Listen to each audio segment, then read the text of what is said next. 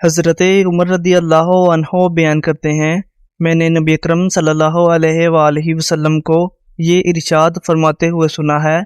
اگر تم صحیح طریقے سے اللہ تعالیٰ پر توکل کرو جو توکل کا حق ہے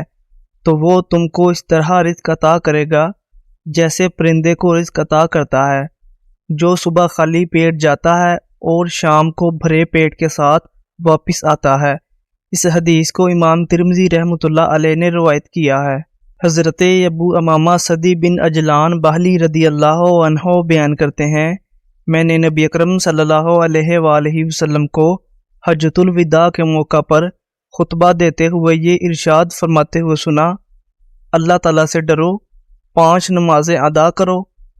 اپنے اموال کی زکوٰۃ ادا کرو، مخصوص مہینے کے روزے رکھو اور اپنے امرا کی فرمانبرداری کرو، اپنے اللہ تعالیٰ کی جنت میں داخل ہو جاؤ۔